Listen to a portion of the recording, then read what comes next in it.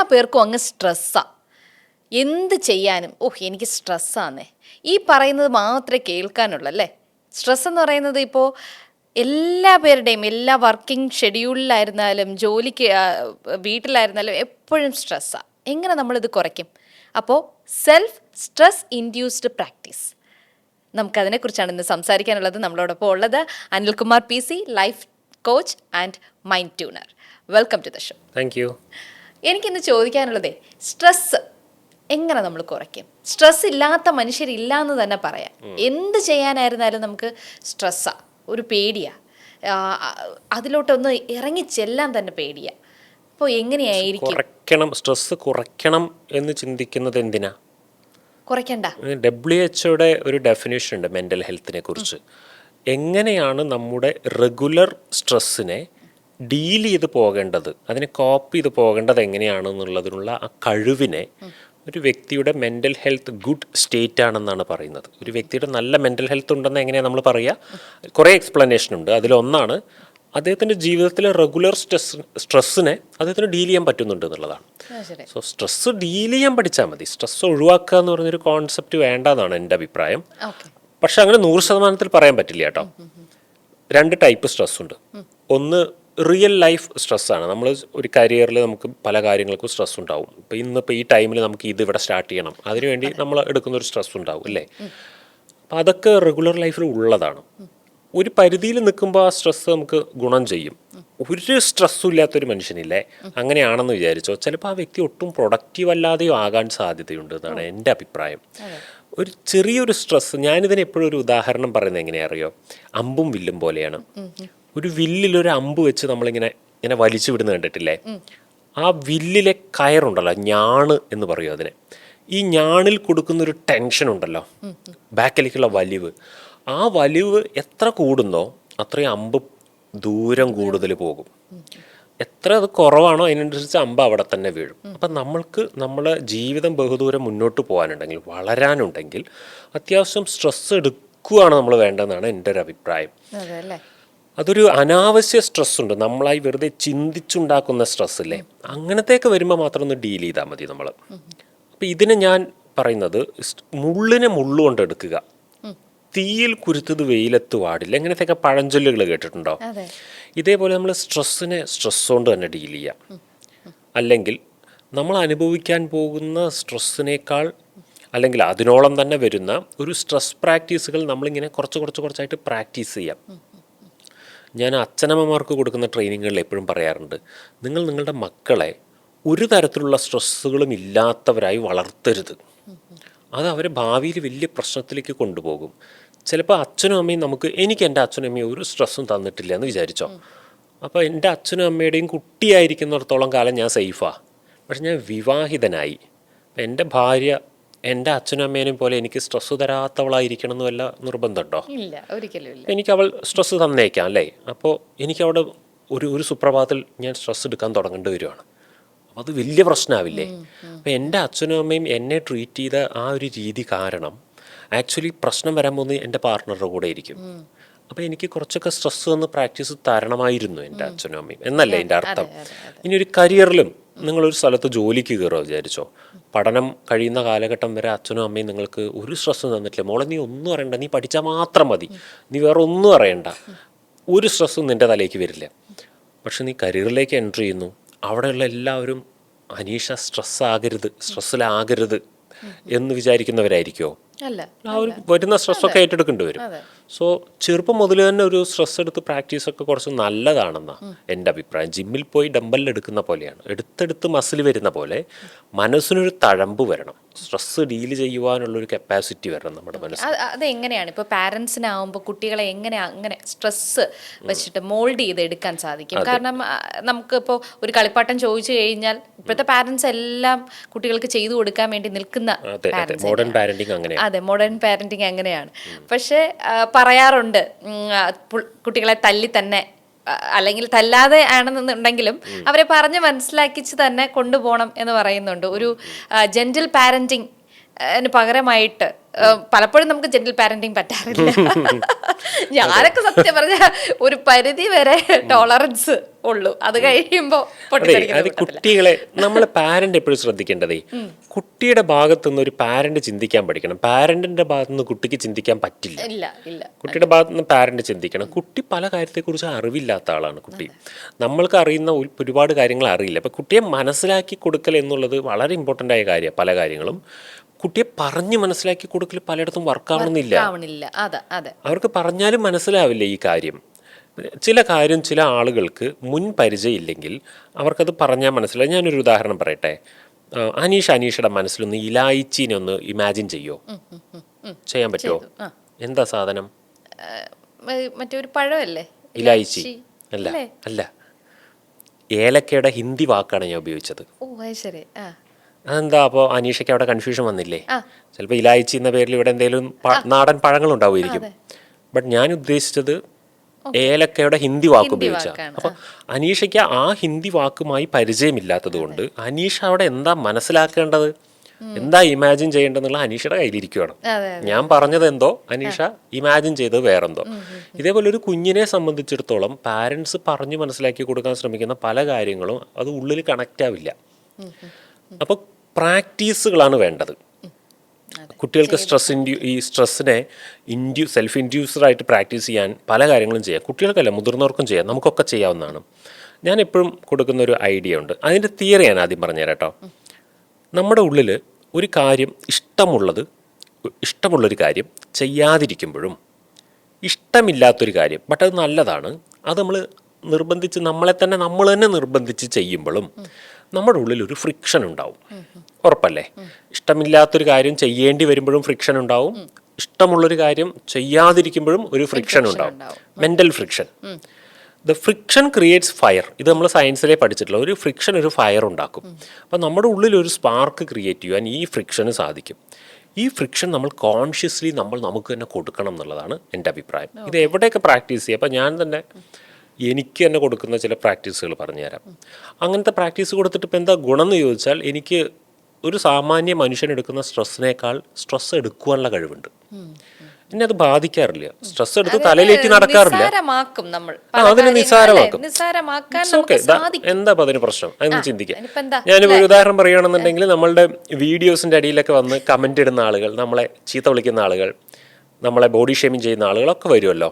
അപ്പോൾ പല ആളും ഇപ്പോൾ എൻ്റെ ഓഫീസ് സ്റ്റാഫുകളാണെങ്കിൽ തന്നെ നമുക്കിത് പ്രതികരിക്കണ്ടേ സാർ എന്നൊക്കെ പറയുന്നവരുണ്ട്. എനിക്കൊന്നും തോന്നാറില്ല. മുൻപ് തോന്നിയിരുന്നു, മുമ്പ് വിഷമമുണ്ടായിരുന്നു. ഇപ്പൊ ഒന്നും ഒരു വിഷമവും ഇല്ല. എല്ലാം കണ്ടാൽ ചിരിയാ വരിക. എന്നെ ചീത്ത വിളിച്ചാലും ചിരിയാ വരിക, എന്ത് കണ്ടാലും ചിരിയാ വരിക. ഇതെങ്ങനെ ഉണ്ടാക്കിയെടുക്കുന്നേ? ഒന്ന്, അത് തന്നെ കണ്ട് കണ്ട് കണ്ട് നമ്മൾ അങ്ങനെ ആവുന്നില്ലേ. മറ്റൊന്ന്, ഇതിന് കുറച്ച് പ്രാക്ടീസും ഉണ്ട്. ഞാൻ പൊതുവേ പ്രാക്ടീസ് ചെയ്യുന്ന ഒരു കാര്യത്തിലാണ് ഞാൻ പ്രാക്ടീസ് തുടങ്ങിയത്, ഫുഡിലാണ്. എനിക്ക് ഇഷ്ടമുള്ള ഫുഡ്, എനിക്ക് ഇഷ്ടമില്ലാത്ത ഫുഡ്, ഇങ്ങനെ ഒരു കാറ്റഗറീസ് ഉണ്ടാവുമല്ലോ, നമുക്ക് എല്ലാവർക്കും ഉണ്ടാവും, എനിക്കും ഉണ്ട്. ബട്ട് ഞാൻ അതിലങ്ങോട്ട് ഒതുങ്ങി നിന്നില്ല. എനിക്ക് ഇഷ്ടമില്ലാത്ത പല ഭക്ഷണങ്ങളും വീട്ടിൽ കറി ഒക്കെ ഉണ്ടാക്കുമ്പോൾ എനിക്കിഷ്ടമില്ലാത്ത പലതും ഞാൻ കുറച്ചൊക്കെ കഴിച്ചു നോക്കും. ഇഷ്ടമില്ല, ഞാൻ തുറന്നു പറയും, എനിക്കിത് ഇഷ്ടമില്ല, ബട്ട് ഐ വിൽ ഈറ്റ്, കഴിക്കും. ഞാൻ പാവയ്ക്കൊക്കെ തന്നെ നല്ലൊരു ഉദാഹരണം. എനിക്കിഷ്ടമല്ലായിരുന്നു, പക്ഷെ ഇന്നൊക്കെ കഴിക്കും. പിന്നെ എനിക്ക് വളരെ ഇഷ്ടമുള്ള ചില സാധനങ്ങളുണ്ടായിരുന്നു. ഒരു ഉദാഹരണമാണ് ഫ്രൂട്ട് സലാഡ്. എനിക്ക് വലിയ ഇഷ്ടമുള്ള സാധനം. അപ്പം കഴിക്കുവാനൊരു അവസരം കിട്ടുമോ? എവിടെയെങ്കിലും ഫ്രൂട്ട് സലാഡ് നമുക്ക് കഴിക്കാൻ അവസരം ഉണ്ടെങ്കിൽ ഞാനത് ഒരു ഹാഫ് കപ്പിലൊക്കെ ഒതുക്കും. അത് കിട്ടിയാൽ എത്ര വേണേൽ കഴിക്കുവേ. ഒരു കാലത്തെ കാര്യമാണ് ഞാൻ പറയുന്നത്. ബട്ട് ഞാനത് കൺട്രോൾ ചെയ്യും. അപ്പോൾ കൺട്രോൾ ചെയ്യുമ്പോൾ ഒരു ടെൻഡൻസി ഉണ്ടാവും, ഒന്ന് കുറച്ചുകൂടെ കഴിക്കണം എന്നൊരു ടെൻഡൻസി ഉണ്ടാവും. ആ ടെൻഡൻസിയെ സഹിക്കും. അപ്പോൾ അവിടെയൊക്കെ ചെറിയ ചെറിയ ഫ്രിക്ഷൻസ് ഉണ്ട്, നമ്മുടെ മൈൻഡ് ഉണ്ടാക്കുന്ന ചെറിയ ഫ്രിക്ഷൻസാണ്. ഇതിങ്ങനെ നിരന്തരം പ്രാക്ടീസ് ചെയ്യുമ്പോൾ നമുക്ക് ഈ സ്ട്രെസ്സ് തരുന്ന ഫ്രിക്ഷനെ ഡീൽ ചെയ്യാനുള്ള ഒരു എബിലിറ്റി വരും. ഇതിനെ നമ്മൾ ഡിസ്ട്രെസ് ടോളറൻസ് സ്കിൽ എന്ന് വിളിക്കും. രണ്ട് തരത്തിൽ നമുക്ക് സ്ട്രെസ്സിനെ കുറിച്ച് പഠിക്കാം. ഞാനൊരു ഇക്വേഷൻ പറയട്ടെ. External situation divided by internal strength is equal to our stress. ഇത് കാണുന്ന ആരെങ്കിലും ഉണ്ടെങ്കിൽ അവരൊന്ന് ബുക്കിൽ എഴുതി വെച്ചിട്ട് പഠിക്കണം. External situation divided by internal strength is equal to our stress എന്നുള്ളതാണ്. ഞാനൊരു ഉദാഹരണം പറയട്ടെ. ഇതിനെ ഞാനൊരു കൗണ്ട് ഇട്ട് പറയുകയാണേ മനസ്സിലാക്കാൻ വേണ്ടി.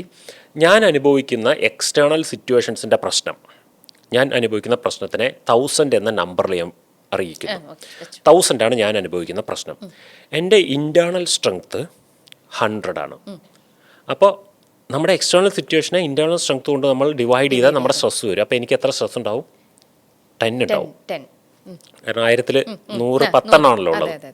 അപ്പോൾ എൻ്റെ സ്ട്രെസ് എത്രയാണ്? 10. അത് നോട്ട് ചെയ്ത് വെച്ചോളൂ. 10 ആണ് എൻ്റെ സ്ട്രെസ്. അനീഷയുടെ പ്രശ്നങ്ങൾ 100 ആണ്. അല്ലെ വേണ്ട, 500 ആണ്. അനീഷയുടെ പ്രശ്നം 500 ആണ്. ആൻഡ് അനീഷയുടെ ഇൻറ്റേർണൽ സ്ട്രെങ്ത് 5 ആണ്. ഓക്കെ, അപ്പോൾ അനീഷയുടെ സ്ട്രെസ് എത്ര ഉണ്ടാവും? 100 ഉണ്ടാവും. ഞാൻ എത്ര അനുഭവിക്കുന്നത്? 10. അനീഷ 100. പ്രശ്നം എനിക്കാണോ കൂടുതൽ അനീഷയ്ക്കാണോ കൂടുതൽ? എനിക്കാണോ കൂടുതൽ? അല്ല, അല്ലേ? പ്രശ്നം എനിക്ക് 1000 ആണ്. 1000 ആണ്. അനീഷയ്ക്ക് 500 ഉള്ളൂ. പ്രശ്നം അതെ, പ്രശ്നം പാതിയേ ഉള്ളൂ. എന്റെ പാതി പ്രശ്നമേ നിനക്കുള്ളൂ. അതെ. പക്ഷെ എന്റെ എത്രയോ ഇരട്ടിയാണ് അനീഷ അനുഭവിക്കുന്ന സ്ട്രെസ്. അപ്പോൾ സ്ട്രെസ് ഡീൽ ചെയ്യാൻ നമ്മൾ എക്സ്റ്റേണൽ സിറ്റുവേഷൻ, എൻ്റെ 1000 പ്രശ്നത്തിലെ പോയി ഇടപെടണോ, അല്ലെങ്കിൽ ആ 500 പ്രശ്നത്തിൽ പോയി ഇടപെടണോ, അതോ ഇൻറ്റേർണൽ സ്ട്രെങ്ത് കൂട്ടിയാൽ മതിയോ? ഇന്റേണൽ സ്ട്രെങ്ത് കൂട്ടിയാൽ പോരെ. അല്ലേ? നമുക്ക് ബാഹ്യലോകത്തെ മാറ്റിയെടുക്കൽ വലിയ പണിയല്ലേ? അപ്പം ഇങ്ങനെ ഇന്റേണൽ സ്ട്രെങ്ത് നമ്മൾ എങ്ങനെ കൂട്ടുക? ഞാൻ ചോദിക്കട്ടെ, ബോഡിയുടെ സ്ട്രെങ്ത് എങ്ങനെയാണ് നമ്മൾ കൂട്ടല്? നമ്മൾ ജിമ്മിൽ പോവും, എക്സർസൈസ് ഒക്കെ ചെയ്ത്, അല്ലേ? ഇതേപോലെ തന്നെയല്ലേ mental stress, mental health improve ചെയ്യുമ്പോൾ, അല്ലെങ്കിൽ നമ്മുടെ മെന്റൽ പവർ ഇമ്പ്രൂവ് ചെയ്യുമ്പോൾ മെന്റൽ സ്ട്രെങ്ത് നമുക്ക് ഡീൽ ചെയ്യാൻ പറ്റും. അനീഷയ്ക്ക് ഇപ്പോൾ 10 കിലോ വെയിറ്റുള്ള ഒരു ബക്കറ്റ് ഇങ്ങനെ കൈ കൊണ്ട് തൂക്കാൻ വയ്യാന്ന് വിചാരിച്ചോ. അനീഷ ഒരു 3-4 മാസം ഈ കൈ കൊണ്ട് ഡമ്പലൊക്കെ പിടിക്കുമ്പോൾ ആ 10 കിലോ ബക്കറ്റുള്ള പൊക്കാൻ പറ്റും. മസിൽ അതിനനുസരിച്ച് വർക്കാവും. ഇതേപോലെ സ്ട്രെസ്സ് ഡീൽ ചെയ്യുവാനുള്ള പ്രാക്ടീസാണ് നമുക്ക് ആവശ്യം. സ്ട്രെസ് ഒന്ന് ഒളിച്ചോടാൻ ശ്രമിക്കരുത്, സ്ട്രെസ് ഒന്ന് മുങ്ങരുത്. എത്ര നിങ്ങൾ സ്ട്രെസ് അവോയ്ഡ് ചെയ്ത് ജീവിക്കാൻ ശ്രമിക്കുന്നോ, നിങ്ങൾക്ക് ജീവിതത്തിൽ എവിടെ പോയാലും, ഒരു റിലേഷൻഷിപ്പിലായാലും ഒരു കരിയറിലായാലും എവിടെ പോയാലും അത്യാവശ്യം സ്ട്രെസ് എടുക്കേണ്ടി വരും. എനിക്ക് തോന്നുന്നു ഇപ്പോഴത്തെ ന്യൂജൻ കുട്ടികളുടെ ഏറ്റവും വലിയൊരു സ്ട്രെസ് എന്ന് പറയുന്നത്, ഇപ്പോൾ ഇൻസ്റ്റാഗ്രാമിൽ നേരത്തെ പറഞ്ഞതുപോലെ തന്നെ ഫേസ്ബുക്കിന് നമുക്ക് താഴെ ഒരുപാട് കമന്റുകൾ വരും. എനിക്ക് വരാറുണ്ട്. പക്ഷെ ചില ചെയ്യുന്നത് റീല് ചെയ്യുന്ന കുട്ടികൾക്കാവുമ്പോൾ, അയ്യോ ഇന്ന് എനിക്ക് 4000 വ്യൂസേ ഉള്ളൂ, നാളെ അത് 10000 ആവുമായിരിക്കും, പക്ഷെ 4000 ഉള്ളൂ. ഇനി ഞാൻ എന്ത് കണ്ടന്റ് ഇട്ട് ഈ വ്യൂസ് കയറ്റും, അല്ലെങ്കിൽ റീച്ച് എനിക്ക് എങ്ങനെ കൂട്ടും, അല്ലെങ്കിൽ എൻ്റെ ഫോളോവേഴ്സിനെ ഞാൻ എങ്ങനെ കൂട്ടും, യൂട്യൂബിലായിരുന്നാലും ഞാൻ എങ്ങനെ സബ്സ്ക്രൈബേഴ്സിനെ കൂട്ടും. ഇതാണ് ഇപ്പോഴത്തെ ഏറ്റവും വലിയ സ്ട്രെസ്. അതെ, ഡിജിറ്റൽ സ്ട്രെസ്സാണ് നമുക്കിപ്പോൾ കൂടുതൽ. കാരണം നമ്മൾ ലോകം അങ്ങനെ കണക്റ്റഡ് ആയിപ്പോയി, ഡിജിറ്റൽ കാര്യങ്ങളോട് കണക്റ്റഡ് ആയിപ്പോയി. മുമ്പ് പാടത്ത് പശു ഇറങ്ങി നെല്ലൊക്കെ തിന്നു എന്നുള്ളതായിരുന്നു നമ്മുടെ സ്ട്രെസ്സെങ്കിൽ ഇന്ന് നമുക്ക് 2 ലൈക്ക് കുറഞ്ഞു പോയി എന്നുള്ളതായിരുന്നു. അതിൽ തെറ്റൊന്നുമില്ല കേട്ടോ, അതൊരു കുറ്റമായിട്ട് ഞാൻ കാണുന്നില്ല. കാരണം നമ്മൾ ഏറ്റവും കൂടുതൽ മുഴുകിയിരിക്കുന്നത് എവിടെയാണോ അവിടെ ഉണ്ടാകുന്ന ഓരോ ചെറിയ പാകപ്പിഴകൾ പോലും നമുക്ക് സ്ട്രെസ് തരും. പക്ഷെ എന്താ, നമുക്കത് ഡീൽ ചെയ്യാൻ അറിയണ്ടേ? അതെ, അതാണ് മെയിൻ പ്രശ്നം. ഇപ്പോഴത്തെ ഏറ്റവും വലിയ ഒരു കാര്യം എന്ന് പറഞ്ഞാൽ, ഇന്ന് ഇടയ്ക്ക് ഒരു കുട്ടി ഒരു 2-3 നിലയുടെ മേളിൽ നിന്നിട്ട്, 10 വയസ്സായ കുട്ടിയാണ്, എനിക്ക് മൊബൈൽ തന്നില്ല എന്നുണ്ടെങ്കിൽ ഞാൻ താഴെ വരില്ല, പോലീസും എല്ലാവരും താഴെ നിൽപ്പുണ്ട്. എന്താണ്, മൊബൈൽ കിട്ടുന്നില്ല, അതിന്റെ സ്ട്രെസ്സാണ്. ഭയങ്കര അഡിക്ഷൻ ആയിപ്പോയി. രണ്ട് പ്രാക്ടീസുകൾ ചെറിയ കുട്ടികൾക്കാണെങ്കിലും മുതിർന്നവർക്കാണെങ്കിലും സൈമൾട്ടേനിയസ്ലി 2 പ്രാക്ടീസ് വേണമെന്ന് ഞാൻ പറയാം സ്ട്രെസ്സിൻ്റെ കാര്യത്തിൽ. ഒന്ന്, സ്ട്രെസ് എടുക്കുവാനുള്ള കപ്പാസിറ്റി വർദ്ധിപ്പിക്കുന്ന സെൽഫ് ഇൻഡ്യൂസ്ഡ് സ്ട്രെസ് പ്രാക്ടീസുകൾ ചെയ്യുക. ഞാൻ പറഞ്ഞില്ലേ, ഇഷ്ടമുള്ളത് നമ്മളായിട്ട് ചെയ്യണം കേട്ടോ. നിങ്ങൾ നിങ്ങളുടെ കൊച്ചിന് പോയിട്ട് ഇഷ്ടമുള്ളത് നിരോധിക്കരുത്. ആ സ്ട്രെസ് നല്ലതല്ല. കൊച്ചു സ്വയം ചെയ്യാൻ പഠിക്കണം. അങ്ങനത്തെ പ്രാക്ടീസുകൾ ചെയ്യണം. നമ്മൾക്ക് തന്നെ സ്ട്രെസ് കൊടുക്കുന്നതും നമുക്ക് മറ്റൊരാൾ സ്ട്രെസ് തരുന്നതും തമ്മിൽ വ്യത്യാസമുണ്ട്. രണ്ടിൻ്റെ എക്സ്പീരിയൻസ് വേറെ. നമ്മളെ ഇക്കിളിയാക്കുന്നു, മറ്റൊരാൾ ഇക്കിളിയാക്കുന്നു തമ്മിൽ വ്യത്യാസമല്ലേ? നമ്മൾ ഇക്കിളിയാക്കുമ്പോൾ നമുക്ക് ഇക്കിളിപ്പെടുവോ? ഇല്ല. അതേപോലെ നമ്മൾ തന്നെ നമുക്ക് സ്ട്രെസ് കൊടുക്കണം. മറ്റൊരാൾ കൊടുക്കുമ്പോൾ അത് വേറെ സാധനവും. കുട്ടികളുടെ മേലെയും നമ്മൾ പോയി ചെയ്യരുതെന്ന് എൻ്റെ അഭിപ്രായം. സോ സ്ട്രെസ് ഇൻഡ്യൂസ് ചെയ്യുക നമ്മളുടെ മേലെ. അങ്ങനെ നമ്മൾ സ്ട്രെങ്ത് ഇമ്പ്രൂവ് ചെയ്യുക, ഒരു സൈഡ് പ്രാക്ടീസ്. മറ്റൊരു സൈഡ് പ്രാക്ടീസ് എന്താ ചെയ്യേണ്ടതെന്ന് അറിയോ? നമ്മൾ റെഗുലർ ബേസിൽ കുറച്ച് സ്ട്രെസ് എടുക്കേണ്ടി വരുന്നുണ്ടാവുമല്ലോ.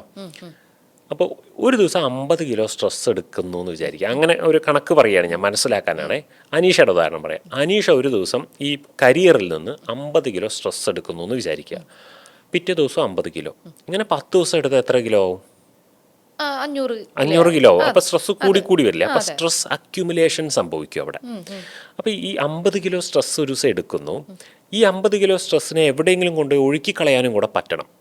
അപ്പോൾ ഡെയിലി അടുത്ത ദിവസത്തെ 50 കിലോ എടുക്കുവാൻ നമ്മൾ രാവിലെ ആകുമ്പോഴേക്ക് വീണ്ടും പ്രിപ്പയർഡ് ആവണം. അപ്പോൾ നമ്മൾ റെഗുലർ ലൈഫിൽ പ്രാക്ടീസ് ചെയ്യേണ്ട മറ്റൊരു സാധനമാണ് സ്ട്രെസ് റിലീഫിങ് ടെക്നിക്സ്. ആദ്യം നമ്മൾ പറഞ്ഞത് സ്ട്രെസ് സെൽഫ് ഇൻഡ്യൂസ്ഡ് സ്ട്രെസ് പ്രാക്ടീസുകൾ. ഇപ്പം ഞാൻ പറഞ്ഞത് സ്ട്രെസ് റിലീസിങ് പ്രാക്ടീസസ്. ഇതും നമ്മൾ പഠിക്കണം. അപ്പം സ്ട്രെസ് എങ്ങനെ റിലീസ് ചെയ്യാമെന്ന് നമ്മൾ പഠിക്കണം.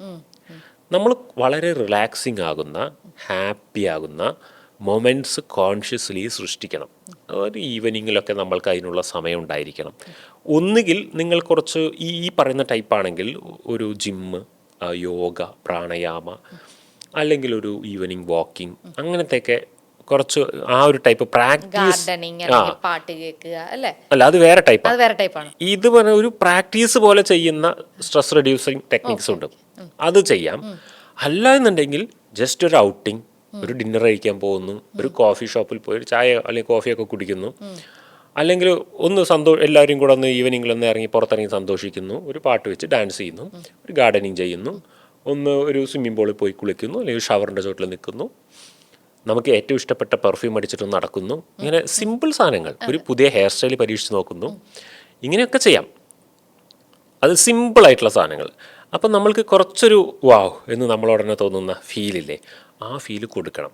നമ്മളിങ്ങനെ എന്നും സ്ട്രെസ് എടുക്കുന്നുണ്ടെങ്കിൽ ഡെഫിനറ്റ്ലി മറ്റൊരു സൈഡിൽ ഈ സ്ട്രെസ്സിനെ റിലീസ് ചെയ്യുന്ന ഫൺ മൊമെൻറ്റ്സും നമുക്ക് ഉണ്ടായിരിക്കണം. കുറച്ച് ഈ ഫണ്ണ് ലൈഫിൽ നിന്ന് പോയി കഴിഞ്ഞാൽ ഈ സ്ട്രെസ്സ് കയറി പിന്നെ ഒരു പോയിന്റിലേക്ക് സ്ട്രെസ്സ് കയറി കഴിഞ്ഞാൽ നമ്മളിങ്ങനെ ഒരു പ്രത്യേക അവസ്ഥയിൽ ഇങ്ങനെ ജാമായി പോകും. നമ്മളുടെ ബോഡി ലാംഗ്വേജിലടക്കം അത് കാണാൻ പറ്റും, ഫേസ് എക്സ്പ്രഷനിൽ അത് കാണാൻ പറ്റും, ആ ലെവലിലേക്ക് എത്തും. അപ്പോൾ ഒരു റെഗുലർ ബേസ് ചില്ലിങ് നമുക്ക് വേണം, നിർബന്ധമാണ്. റെഗുലർ ബേസ് ഈ സ്ട്രെസ് കുറയ്ക്കാൻ വേണ്ടി പോയിട്ട് അത്യാവശ്യം ഡ്രിങ്ക്സ് എടുക്കുന്ന ആൾക്കാരുണ്ട്. അങ്ങനത്തെ പ്രാക്ടീസുകൾ വേണ്ടാന്ന് ഞാൻ പറയും. അങ്ങനത്തെ പ്രാക്ടീസുകളൊന്നും വേണ്ട. അതെ, അങ്ങനെ വേണ്ട. പക്ഷെ വേറെ എന്തൊക്കെ നമുക്ക് സ്ട്രെസ് റിലീഫിങ് പ്രാക്ടീസുകൾ ചെയ്യാൻ പറ്റും, അത് പ്രാക്ടീസ് ചെയ്യണം. അങ്ങനെ ഡീല് ചെയ്യണം ഈ സ്ട്രെസ്സിനെ. അല്ല എന്നുണ്ടെങ്കിൽ ഇല്ലാതെയാക്കരുത്. അതാ ഞാൻ പറഞ്ഞു വരുന്നത്, സ്ട്രെസ് ഇല്ലാതെയാക്കാൻ ശ്രമിക്കരുത്. കാരണം നമുക്ക് ഇത്തിരി സ്ട്രെസ് വേണം, അതാണ് അതിൻ്റെ സത്യം. അതാണ്, ഇല്ലാതെയാക്കരുത്, അമിതവും ആക്കരുത്. ഡീൽ ചെയ്ത് ഇങ്ങനെ പോയാൽ മതി. നമ്മൾ കുളിക്കുന്ന പോലെ കാണുക. എല്ലാ ദിവസവും നമ്മുടെ ശരീരം മുഷിയുന്നുണ്ട്, നമ്മൾ കുളിക്കുന്നുണ്ട്, പിന്നെയും മുഷിയുന്നു, പിന്നെയും കുളിക്കുന്നു. ചില ആളുകൾ ചോദിക്കും പെർമനൻ്റായിട്ട് സ്ട്രെസ് ഇല്ലാതെയാക്കാൻ എന്ത് ചെയ്യും. അപ്പോൾ ഞാൻ അവരോട് തിരിച്ചു ചോദിക്കുന്ന ഒരു ചോദ്യമാണ്, ഒരു തവണ കുളിച്ചിട്ട് പിന്നെ പെർമനൻ്റായിട്ട് കുളിക്കാതെ ഫ്രഷ് ആയിരിക്കുവാൻ വല്ല ഓപ്ഷനും ഉണ്ടോ? ഇല്ലല്ലോ. അങ്ങനെ ഒരു കുളി ഇല്ലല്ലോ. എന്നും നമ്മൾ അഴുക്കാവുന്നു, എന്നും കുളിക്കുന്നില്ല. ഇതുപോലെ സ്ട്രെസ് റിലീഫിങ് പ്രാക്ടീസസ് എന്നും ചെയ്യേണ്ടതാണ്. അല്ലാതെ ഒരു തവണ നമ്മൾ എന്തെങ്കിലുമൊക്കെ ഒരു ടെക്നിക്ക് ചെയ്ത് റെഗുലറായിട്ട് പിന്നെ എന്നേക്കുമായി സ്ട്രെസ് ഇല്ലാത്ത ലൈഫ് ഉണ്ടാക്കാനൊന്നും പറ്റില്ല. എന്നും കുറച്ച് സമയം അതിന് മാറ്റിവെക്കുക. ഒരു ദിവസം ഒരു അരമണിക്കൂർ മാറ്റി വെച്ചാൽ മതി സ്ട്രെസ് കുറയ്ക്കാൻ. എനിക്ക് തോന്നുന്ന വേറൊരു ഐഡിയ കൂടെ പറഞ്ഞുതരാം. ഞാൻ പ്രാക്ടീസ് ചെയ്യുന്ന ഒരു സാധനമാണ് ഈ നമ്മളെ ഇന്ത്യൻ സ്റ്റൈൽ മ്യൂസിക്സ് ഉണ്ടല്ലോ, നമ്മുടെ ഇന്ത്യൻ രാഗാസ് ഉണ്ടല്ലോ. ഈ ഓരോ രാഗാസിനും ഓരോ ഫീല് തരാനുള്ള കഴിവുണ്ട്. നമ്മൾ മ്യൂസിക് തെറാപ്പികളിലൊക്കെ ഇത് യൂസ് ചെയ്യാറുണ്ട്. അപ്പോൾ രാഗാസിന് തന്നെ ഒരു ക്വാളിറ്റി ഉണ്ട്. ചില രാഗാസ് നമ്മൾക്ക് നല്ല ഹാപ്പിനെസ് തരും, ചില രാഗാസ് നമ്മളെ ശോകമാക്കും, ചില രാഗാസ് നമ്മളുടെ രക്തം തിളപ്പിക്കും. അങ്ങനെ അത് ഈ സിനിമാ പാട്ടുകളിലൊക്കെ നമുക്കത് മനസ്സിലാക്കാൻ പറ്റും. ഒരു ബ്രേക്കപ്പ് സംഭവിച്ചാലേ പ്രണയ നൈരാശ്യ ഗാനങ്ങൾ മാത്രം കേട്ടിരിക്കുക എന്ന് പറഞ്ഞ ഒരു കൾച്ചർ ഉണ്ടാവും. പിന്നെ കുറച്ച് ദിവസം കണ്ടിട്ടുണ്ടാവും. എന്താ സംഭവിക്കുന്ന ഓൾറെഡി ബ്രേക്കപ്പിന്റെ പെയിൻ, ആ രാഗാസ് ഉണ്ടല്ലോ, ഈ പ്രണയ നൈരാശ്യ ഗാനങ്ങളുടെ രാഗങ്ങൾ മനുഷ്യനെ ദുഃഖിപ്പിക്കുന്ന രാഗങ്ങളായിരിക്കും. അപ്പോൾ ദുഃഖത്തിന്റെ മേലെ ദുഃഖമായിട്ട് കുറച്ച് നാൾ ദുഃഖത്തെ തന്നെ പ്രണയിക്കുന്ന ഒരവസ്ഥ വരും മനുഷ്യന്. അപ്പോൾ ഈ മ്യൂസിക്കുകൾക്ക് പോലും മൂഡുണ്ട്. അപ്പം നമ്മളത് ഒഴിവുള്ള പോലെ തിരഞ്ഞെടുത്തിട്ട്, ഞാനൊക്കെ എൻ്റെ കയ്യിലുണ്ട് കേട്ടോ, നമ്മൾക്ക് ഓരോ മൂഡിനനുസരിച്ച ദുഃഖത്തിൻ്റെ മൂഡൊന്നും ചൂസ് ചെയ്ത് വെക്കല്ലേ, സന്തോഷത്തിന് കുറച്ച് ഇൻട്രസ്റ്റിംഗ് ആയി രക്തം തിളയ്ക്കുന്ന പോലത്തെ ഫീല് കിട്ടാൻ വേണ്ടിയിട്ട് അങ്ങനെയൊക്കെ പ്ലേലിസ്റ്റുകൾ ഉണ്ടാക്കി വെക്കണം. നിങ്ങൾ അങ്ങനത്തെ ഒരു പ്ലേലിസ്റ്റ് കുറച്ച് നേരം ഒന്ന് പ്ലേ ചെയ്താൽ പോലും ഈ സ്ട്രെസ്സൊക്കെ റിലീഫ് ചെയ്യാൻ പറ്റും. അങ്ങനത്തെ നല്ല ഫ്ലൂട്ട് മ്യൂസിക്കുകൾ ഉണ്ടാവും, നല്ല നല്ല വെറും ഇൻസ്ട്രുമെൻറ്റ്സ് ഉണ്ടാവും, അല്ലെങ്കിൽ പാട്ടുകളുണ്ടാവും. അതുപോലും യൂസ് ചെയ്യാം. കോൺഷ്യസ്ലി കുറച്ച് അതിനു വേണ്ടി വർക്ക് ചെയ്താൽ നമുക്ക് ഈ സ്ട്രെസ്സിനെ ഡീൽ ചെയ്യാൻ പറ്റും. ഓക്കെ. അപ്പോൾ സ്ട്രെസ്സിനെ കുറിച്ചായിരുന്നു നമ്മളിന്ന് സംസാരിച്ചത്. സ്ട്രെസ്സിനെ എങ്ങനെ ഡീൽ ചെയ്യാം, സ്ട്രെസ് എങ്ങനെ ഇല്ലാതാക്കാം, അല്ലെങ്കിൽ സ്ട്രെസ് നമുക്ക് ഉണ്ടെങ്കിൽ തന്നെ അതിനെ സ്ട്രെസ്സായിട്ട് തന്നെ കൊണ്ടുപോയി സ്ട്രെസ്സായിട്ട് തന്നെ കളയാം. ഇതാണ് സംസാരിച്ചത്. എനിവേ മറ്റൊരു കണ്ടന്റുമായിട്ട് വീണ്ടും എത്തും. നന്ദി. ബൈ.